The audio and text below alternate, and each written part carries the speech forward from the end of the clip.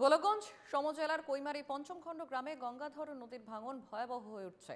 বছরের পর বছর ধরে নদী ভাঙনের জেরে হাজার হাজার বিঘা জমি নদী গর্ভে বিলীন হয়ে গিয়েছে এবং বহু পরিবার ভিটেমাটি হারিয়ে অন্যত্র চলে গেছে। গরিব পরিবারগুলি নিরুপায় হয়ে সরকারি জমিতে আশ্রয় নিতে বাধ্য হয়েছেন। এই অসহায় মানুষগুলোকে সন্দেহের চোখে দেখা হচ্ছে। সমস্যা সমাধানে সরকার কোনো পদক্ষেপ নেয়নি বলে অভিযোগ, এবং এ নিয়ে আমাদের গোলকগঞ্জের প্রতিনিধি প্রদীপ সেনের এক প্রতিবেদন।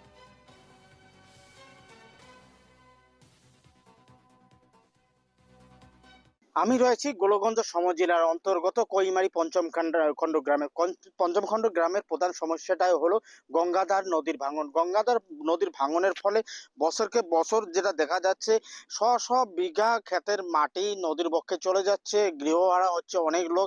এই যে জমিন যে রয়েছে কৃষি জমিন একের পর এক এমন করে একের পর এক বিঘা জমি নদীর বক্ষে চলে যায়। আর সবথেকে বড় হলো এই গ্রামগুলো হচ্ছে কৃষি প্রধান অঞ্চল। এই অঞ্চলের লোক কৃষি কার্য করে সংসার প্রতিপালন করে, কিন্তু এমন করে যদি কৃষি কার্যের যেটা জমিন আছে নদীর পক্ষে যদি চলে যায়, যে জীবন ধারণের যেটা উপায় সেটা অসম্ভব হয়ে পড়ে আগামী দিনে। সেটা সাধারণত কৃষির যে জমি চলে যাচ্ছে নদীর বুকে সেই নয়, যে ঘর থাকার যেটা বাসভূমি ঘর বাড়ি সব নদীর পক্ষে চলে যাচ্ছে, যার জন্য উচ্চারণ হয়ে যাওয়ার পরে কি মানুষগুলো বেঘর হয়ে অন্যত্র গিয়ে আশ্রয় নেওয়ার পর্যায়ে আসে। কিন্তু খবর নেওয়ার কোনোদিন কোনো মানে প্রশাসন কিংবা কোনো জনপ্রতিনিধির কোনো মানে অনুভব করে না যে এখানকার এসে খবর নেবে। আমি স্থানীয় যে লোকজন আছে, স্থানীয় লোকজনের কাছ থেকে এইখান অঞ্চলের সমস্যাগুলো জানার চেষ্টা করব। আচ্ছা, এখানে প্রধান সমস্যাগুলো কি? প্রধান সমস্যা নদী ভাঙ্গা, বাড়ি ঘর ভাঙাচুরা হয়, আর আবাদ কৃষি করা হয়। হ্যাঁ, এটা করা যাইতেছে না। আবাদ কৃষি মানে নদীর পক্ষে চলে যায় নাকি? নদীর পক্ষে চলে যায়। তো আপনাদের তো প্রতিনিধি আসে কিনা খবর নেওয়ার জন্য? খবর নেওয়ার জন্য আসে না। স্থানীয় আরো লোকজন আছে, খবর ওনার কাছে। আচ্ছা, এখানকার সমস্যাগুলো কি কি সমস্যা আছে? এখানকার প্রধান সমস্যা হলো নদীর ভাঙন। বর্ষার টাইমে তো এখানে ভয়ঙ্কর রূপ ধারণ করে, এখন তো খরালির টাইমে এখানে ভাঙে। কোনো প্রশাসন, কোনো প্রতিনিধি, কোনো রাজনীতির দিক থেকেও কোনো লোক আসে না। আসলেও ওরা দেখে যায় যে তোমাদেরকে এটা আমরা সমস্যার সমাধান করে দিচ্ছি, ওরা দেয় না। কিন্তু বাস্তবে কাজ আটছিল 3 বছর আগে কাজ আটছিল। ওরা কয়েকটা খুঁটি ফেলানোর পরে ওখান থেকে চলে যায়, মানে টাকাগুলো ওরা আত্মসাৎ করে নিয়ে চলে যায়। এখনকার আমাদের দরিদ্র সীমারেখার নিচের যেগুলো লোক, যেটা আমাদের প্রধান সমস্যা, এই সমস্যাগুলো ওরা সমাধান করতেছে না। তো আমি কাজে গতিকে আমি অনুরোধ করতেছি সরকারের কাছে আমি অনুরোধ করতেছি যে সরকারই থাকুক, আমাদের আসামে এখন কৈমারি পার্ট 5 আমাদের গরিপুর সমষ্টি পড়েছে। এটা তো আমাদের হিমন্ত বিশ্ব শর্মারই এরিয়া, যেহেতু এটা আসাম। আমি মাননীয় হিমন্ত বিশ্ব শর্মা স্যারের কাছে আমি অনুরোধ করতেছি যাতে আমাদেরকে কোনো ভাবে মানে যে কোনো একটা সমস্যা সমাধানের যাতে একটা আমাদেরকে পথ দেয়, যাতে আমরা দরিদ্র সীমারেখার লোকগুলো আমরা থাকতে পারি। এবার দেখা যাচ্ছে যে বছরে যখন এই যে এখান থেকে মানুষগুলো গরিব মানে গৃহহারা হয়, ঘর ছাড়া হয়ে যায়, মানুষগুলো কোথায় গিয়ে আশ্রয় নেয়?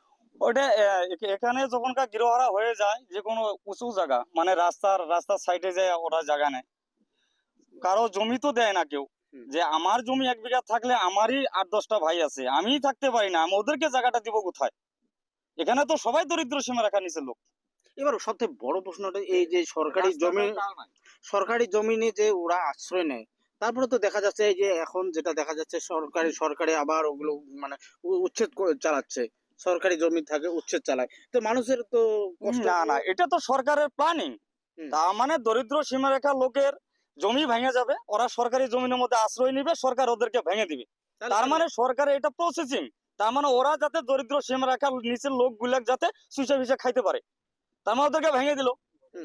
আবার ওদের প্রয়োজন হলো ভোট পাইলে ওরা মহারাজ হয়ে গেল। তারপরে দরিদ্র সীমারেখার লোকের তো কোনো প্রয়োজনই নাই, শুধু ভোটের প্রয়োজন। ওরা কাজ করবে, ওদের বিল্ডিং বানাবে, ওখানে মানে বড় বড় ঘর বানাবে, ওখানে যায় যখনকার লেবার বেশি হবে তখনকার হাজিরাটা কম হবে। সরকার এটা প্রসেসিং, সরকারের লাভ, যার জন্য ওরা নদী ভাঙনটা এটা বন্ধ করে না। খুব বড় প্রশ্ন এই সময় উপযোগী সময়ে বর্তমান সমগ্র রাজ্য সারা আসামটাই এক বর্তমান যে উচ্ছেদ চালাচ্ছে সরকার, সরকারি জমিতে যেগুলো মানুষ আশ্রয় নিচ্ছে ওদেরকে উচ্ছেদ চালাচ্ছে।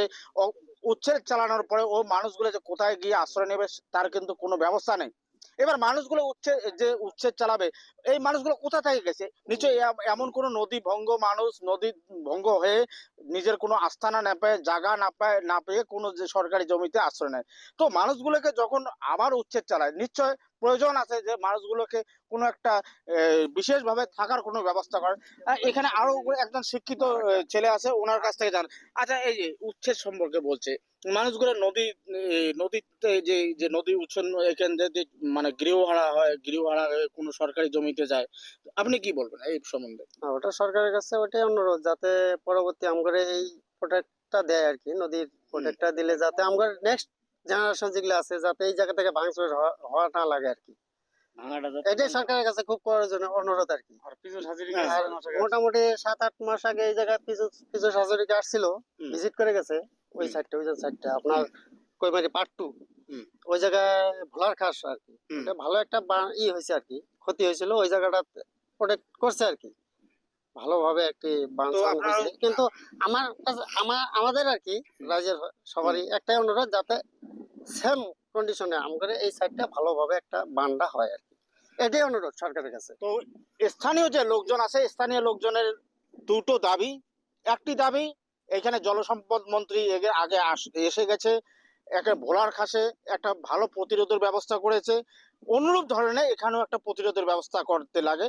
আর দ্বিতীয় কথা, যে উচ্ছেদিত যে এখানকার মানুষ বা যে কোনো নদীর ভঙ্গ মানুষ গিয়ে যখন অগরি হয়, গৃহহারা হয়, তারা গিয়ে সরকারি মানে জমিতে মানে ঘর বাড়ি বানানোর জন্য বাধ্য হয়ে পড়ে, যাতে সরকারি জমিতে যাতে হয় না তার জন্য স্থায়ী যাতে প্রোটেকশন দেওয়া হয়, যাতে মানুষ গৃহহারা হয় না। কৈমারি পঞ্চমগণ থেকে আমি Pradip Kumar Sen, NK TV Bangla, north east, Golakganj.